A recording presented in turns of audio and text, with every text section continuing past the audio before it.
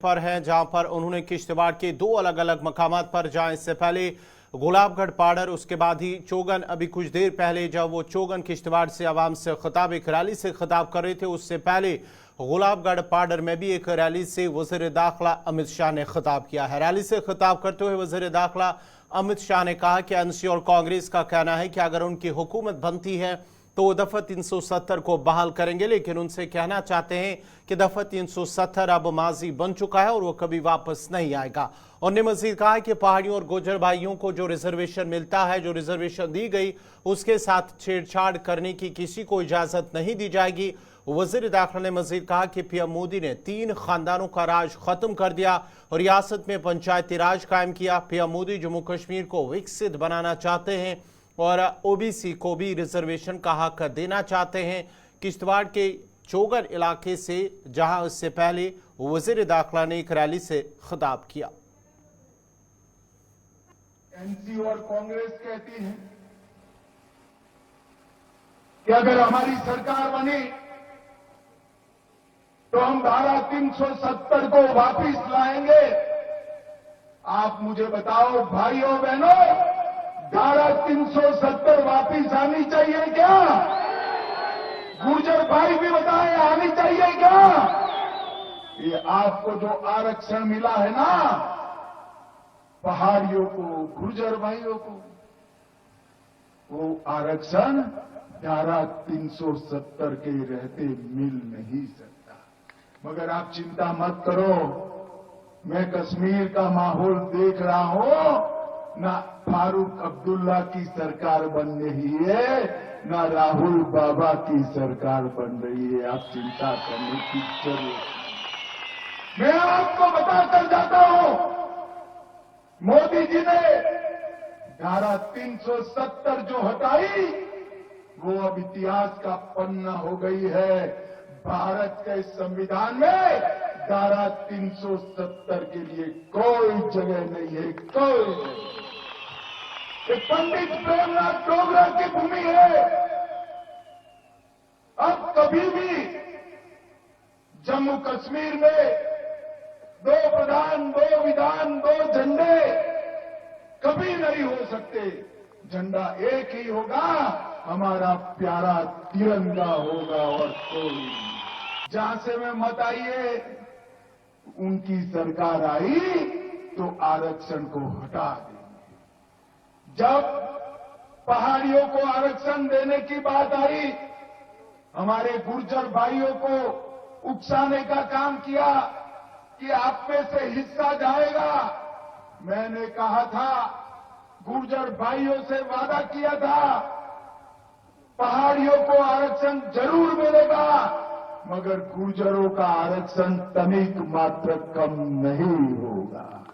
और आज गुर्जरों का आरक्षण जस का तस रखकर पहाड़ियों को आरक्षण देने का काम नरेंद्र मोदी सरकार ने किया है। जिसको नरेंद्र मोदी सरकार, मैं आज ये दूर सुदूर पहाड़ पर बसने वाले सभी अभिभावकों को कहने आया हूं कि वो दिन लग गए कि आपके बच्चों को ग्रेजुएशन नहीं किया जाता था, करने की संभावना नहीं थी। अरे ग्रेजुएशन छोड़िए साहब, ट्राइबल रिजर्वेशन है आपके पास, पहाड़ियों के पास, गुर्जरों के पास। आपके बच्चे कलेक्टर और डीएसपी बनकर देश भर में काम कर सकते हैं। ये अधिकार नरेंद्र मोदी जी। भाइयों बहनों, उन्होंने कहा है कि हम हमारे परिवारों की सरकार चलाएंगे। नरेंद्र मोदी जी ने ये 3 परिवारों का यहां जो परंपरा था, उसको समाप्त कर पंचायती राज प्रस्तापित किया। ग्राम पंचायत, ब्लॉक के चुनाव, जिले के चुनाव हुए और हमारे बच्चे, हमारे युवा आज उभरते हुए नेता बने हैं। कल विधानसभा और लोकसभा में यहां का प्रतिनिधित्व करेंगे। भाइयों बहनों, एक और वो आतंक से लैस जम्मू कश्मीर बनाना चाहते हैं, दूसरी ओर मोदी जी विकसित जम्मू कश्मीर बनाना चाहते हैं। एक और वो माताओं बहनों को धारा 370 हटने से जो अधिकार मिला है वो अधिकार छीनना चाहते हैं।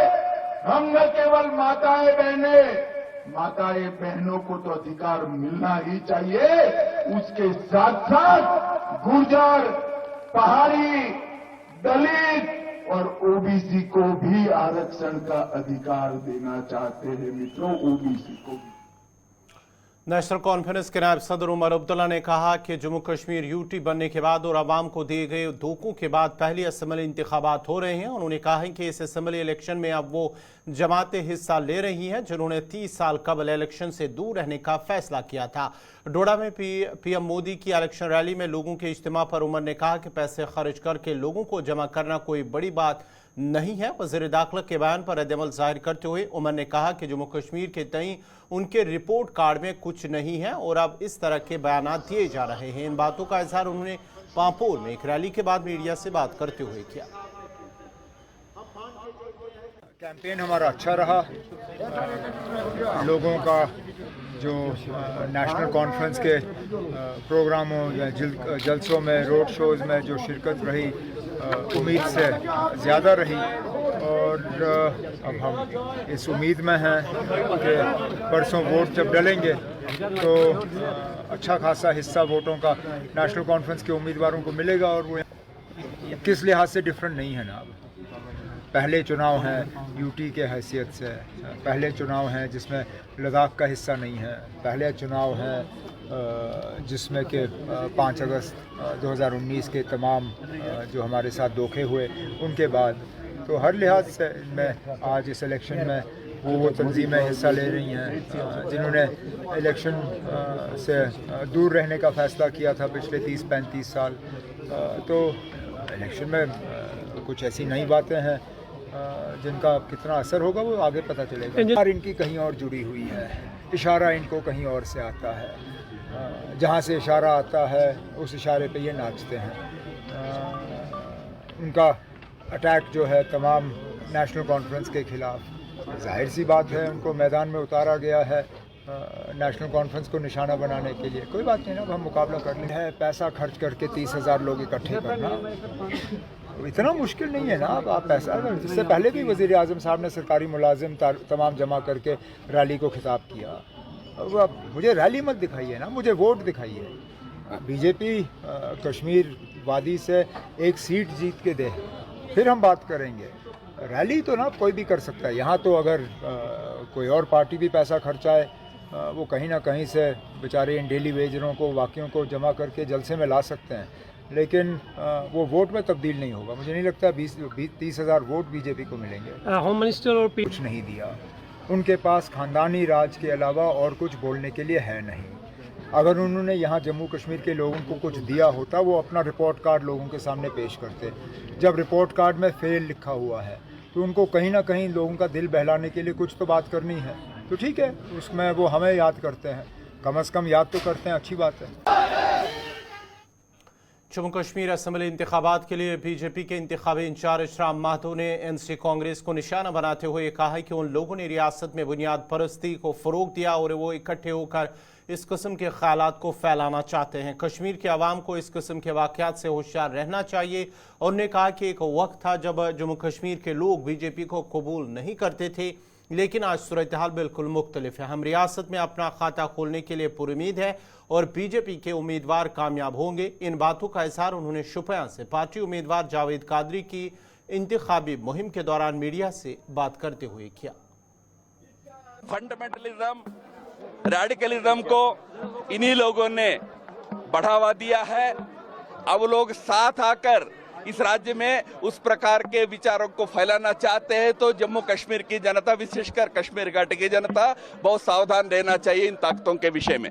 आज सुपैया में जिस प्रकार का बड़ा जलसा जावेद कादरी भाई के समर्थन में, हमारे उम्मीदवार के समर्थन में यहाँ देखा मैंने, यह दृश्य आज कश्मीर में चारों ओर देखने को मिल रहा है।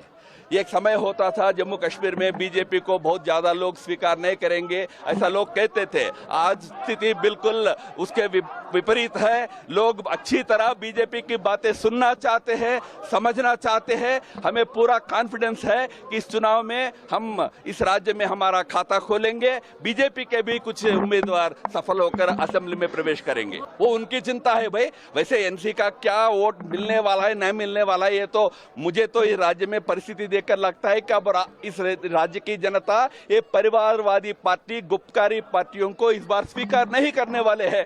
तो जैसे मैंने कहा, वो जो इस समय गठबंधन बन रहे हैं, ये जो रैडिकल तंजीम थे वो लोग साथ आ रहे हैं। फिर से एक रैडिकल आइडिया, सेल्फ डिटर्मिनेशन वाली बातें वो लोग कर रहे हैं। जम्मू कश्मीर की जनता उन ताकतों से सावधान रहना चाहिए। देखो भाई, कांग्रेस पार्टी पर मैं ज्यादा वक्त बर्बाद करना नहीं चाहता। वो पार्टी इस राज्य में कोई अस्तित्व में रहने वाली पार्टी नहीं है। इस चुनाव के बाद साफ होगा कि जो एनसी के पीठ पर सवार करके आगे आने का प्रयास उस पार्टी ने किया, उसके चलते ना उस पार्टी का तो खत्म होना तो तय ही है, पर उसका जो भुगतना है वो एनसी को भी भुगतना। जम्मू कश्मीर अपनी पार्टी के सदर सैयद अल्ताफ बुखारी ने बीरवा असेंबली हल्के पर सरजान बरकाती को हिमायत देने का ऐलान किया है। जम्मू कश्मीर अपनी पार्टी के सदर अल्ताफ बुखारी ने बरजला इलाके में घर घर इंतखाबी मुहिम के दौरान मीडिया से बात करते हुए कहा कि अपनी पार्टी ने बीरवा असेंबली हल्के पर कोई उम्मीदवार खड़ा नहीं किया है, जबकि सरजान बरकाती इस निशस्त के उम्मीदवार हैं। उन्होंने कहा कि वो वहां के अपने इकाइयों, हमदर्दों और कारकुनों से अपील करते हैं कि वो सब सरजान बरकाती की हिमायत करें। सरजान बरकाती जेल में बंद है। उन्होंने गांदरबल और बीरवा असेंबली हल्कों पर कागजात नामजदगी जमा किए हैं और उनकी बेटी सुगरा बरकाती उनके लिए इंतखाबी मुहिम चला रही है। हमने कैंडिडेट भी नहीं उठाया है, वो वहाँ कैंडिडेट हैं, हम उनको सपोर्ट कर रहे हैं। जितनी भी हमारी इकाइयाँ वहाँ हैं, हमारे हमदर्द, दोस्त और या फॉलोअर्स हैं, हम सबको अपील करते हैं कि वो सरजान बरकती को बीरवा में सपोर्ट करें। अवामी इत्तेहाद पार्टी के नायब सदर मुजफ्फर शाह ने अपनी इंतखाबी मुहिम को जारी रखते हुए आज बरबर शाह श्रीनगर में घर घर जाकर लोगों से बातचीत की, जबकि लोगों से उनके हक में वोट डालने की भी अपील की गई है। इस मौके पर उन्होंने कहा है कि बिजली फीस में जो इजाफा किया गया है, मीटर नस्ब होने के बावजूद भी वो लोगों के लिए अदा करना नामुमकिन है, जबकि मंशियात की बिदत को ख़त्म करना एक बड़ा मसला और वक्त की अहम ज़रूरत है। जैसे मैं बार बार बोल रहा हूँ, एक तो यहाँ पे बिजली के फीस का मीटर्स के थ्रू यहाँ लोगों के पास ताकत नहीं है फीस भरने की, इस पर कार्रवाई कोई करनी पड़ेगी। दूसरा है, जिस तरीके से यहाँ पे शाह साहब के वक्त में, शेर कश्मीर के वक्त में, ये आपको हर किसी फैमिली को, हर किसी फर्द को 11 किलो आपको चावल दिया जाता था, लकड़ी, बालन, कोयला, विंटर्स के लिए आपका ये सामान, केरोसिन दिया जाता था। जब वो सरकारें दे सकती थी बड़ी खुशनुसीबी से, ये सरकार क्यों नहीं दे, आज की सरकारें क्यों नहीं दे सकती? और चूंकि यहाँ का जो इकोनॉमिक जो वायबिलिटी है वो अभी भी सही नहीं है, यहाँ की इकोनॉमिक वायबिलिटी, सो उस पर काम करने की जरूरत है। और तीसरा मामला जो मैंने यहाँ सबसे जिस पर अटेंशन देना पड़ेगा वो ये है कि ड्रग मेनेस है यहाँ, और लोकल पुलिस ड्रग मेनेस को खत्म कर सकती है। अगर हम जैसे लोगों के हाथ में डंडा चला, लोकल पुलिस को ये मैटर, मैं आपको बता रहा हूं कि अगर आप 60 डेज का एक अगर आप 60 डेज का एक प्रोग्राम बनाएं, 60 डेज के तहत 60 या 90 दिन मैक्सिमम आप इस ड्रग मेनेस को यहाँ क्रैक कर सकते हैं। 60 दिन के 90 दिन के अंदर अंदर मैं डायरेक्टर जनरल पुलिस साहब से डायरेक्टली मुखातिब हूँ। अगर आप यदि चाहेंगे साहब, ड्रग मेनेस यहाँ पे खत्म हो सकता है। There is no question that any drug can come into Jammu and Kashmir if you mean business. देखा जाए तो आपने कहा कि पिछले 10 सालों से जो सरकार थी या जो अपना रूल कर रही थी, क्या आपको लगता है कि मुकम्मल तौर पर शहर खास को इग्नोर किया गया है? टोटली शहरी खास को बहुत इग्नोर किया गया है। हालांकि सिर्फ 10 साल से नहीं, जो इसके पहले भी हमारे लोग शासन चलाते थे, चाहे हमारे थे चाहे कोई और के थे, वो अपने वोट बैंक बड़े मखसूस जगहों पर ढूंढते हैं और मखसूस जगहों पर अपना वोट बैंक कलेक्ट करके बाकी शहर बाढ़ में गया, उनको कोई फर्क नहीं पड़ता, बिकॉज वो इलेक्ट हो जाता। साबिक एमएलए और 26 सेंट्रल शालाटेंग हल्के के आज़ाद उम्मीदवार नूर मोहम्मद शेख ने अपनी इंतखाबी मुहिम जारी रखते हुए आज अपने आबाई गांव लावीपुरा का दौरा किया है। घर घर जाकर लोगों से बातचीत की है। इस मौके पर उन्होंने इलाके की बेहतरी के लिए अपने विजन पर तबादुल ख्याल किया। लावेपुरा के लोगों ने यकजहती का एक मजबूत मुजाहरा करते हुए उन्हें यकीन दिलाया कि वो आने वाले असम्बली इंतखाबात के दौरान उनके हक में वोट डालकर उन्हें कामयाब बनाएंगे।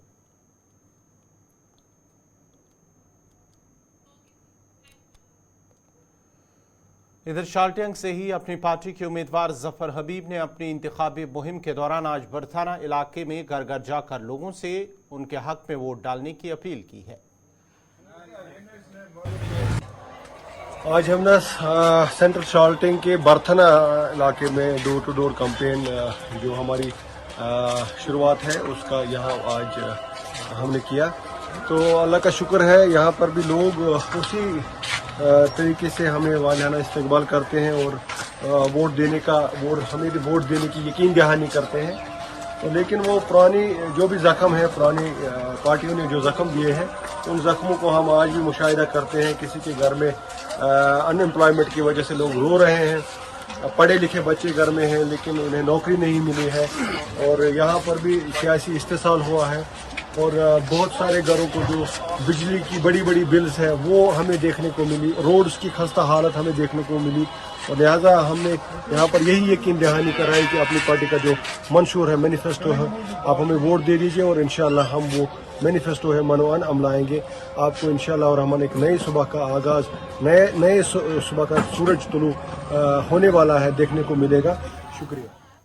बीजेपी के सीनियर लीडर और साबिक वजीर सुखनंदन चौधरी ने आज खान साहब हल्के इंतखाब के उम्मीदवार अली मोहम्मद मीर के हमरा मुख्तलिफ इलाकों का दौरा किया। इस दौरान उन्होंने लोगों से मुलाकात की। दौरे के दौरान उन्होंने पार्टी के उम्मीदवार के हक में वोट देने की लोगों से अपील की है। भारतीय जनता पार्टी का हर एक कैंडिडेट इलेक्शन जीत सकेगा, सरकार में शामिल हो जाएगा, इसमें कोई दो राय नहीं। आप खुद देखो आज क्राउड कितना है, हर एक गाँव में आज यूथ जुड़ रहा है भारतीय जनता पार्टी के साथ और भारतीय जनता पार्टी को सपोर्ट यूथ कर रहा है। आज हम पारने और बड़गांव में आए हैं, खानसा में आए हैं, आप देखो ऊपर पूरा हाल खचाखच भरा हुआ है यूथ के साथ। तो मुझे लगता है कि आने वाले टाइम में भारतीय जनता पार्टी परमानेंट सरकार बनाएगी। भारतीय जनता पार्टी का कोई भी कैंडिडेट 24 घंटे तैयार होता है इलेक्शन लड़ने के लिए, इलेक्शन लड़ाने के लिए। जब भी इलेक्शन का बिगुल पहुंच जाता है तो हम मैदान में उतर आते हैं, हमें कोई इसे फर्क नहीं पड़ेगा। 1 साल पहले बिगुल बच जाए, 1 महीने पहले बिगुल बच जाए, भारतीय जनता पार्टी का एक एक कार्यकर्ता 24 hours alert for the purpose of election. ये वो भी कोई पॉलिसी होगी ना उनकी, दिल्ली वालों की, भारतीय जनता पार्टी की। इसके तहत उसके अंदर पार्लियामेंट में नहीं कैंडिडेट उतारे थे और इसके अंदर अपनी कोई पॉलिसी के तहत ही हमने 19 कैंडिडेट उतारे हैं। तो बाकी वाले कहीं हमें सपोर्ट दे रहे होंगे इंडिपेंडेंट को, कहीं कुछ ऐसा देख के, और जम्मू के अंदर हमने पूरे कैंडिडेट उतारे हैं और इस बार हमें पक्का विश्वास है कि इस बार हम अपनी गवर्नमेंट बनाए। मेरी बात सुनो, कहीं कोई 370 का नाम नहीं ले रहे पब्लिक वाले। अगर कुछ शोर कर रहे हैं तो वही आपके 3 परिवार ही हो, वही उन्हीं को जनता खाली 370 बनती है। जनता के अंदर कोई ऐसी बात नहीं है। जो चीजें आज मिल रही है लोगों को, कितना टूरिस्ट देखा आपने इधर। पहले यहाँ पे सोर्स ऑफ इनकम क्या था, यहाँ का हॉर्टिकल्चर ही था ना, एक लोग अपना छोटा मोटा गुजारा करते थे बेचारे लोग। आज कितना टूरिस्ट है, ये दूध पत्री आपके साथ पड़ता है इधर, कितनी जनता इस बार है। नाज़रीन, इसी के साथ ही उर्दू खबरनामा इख्तिताम पज़ीर हुआ चाहता है। आप गुलिस्तान न्यूज़ देखते रहिए। गुलिस्तान न्यूज़ पर अगला बुलेटिन कश्मीरी खबरनामा ज़हूर उलावी के साथ। मुझे दीजिए इजाज़त। अल्लाह हाफ़िज़।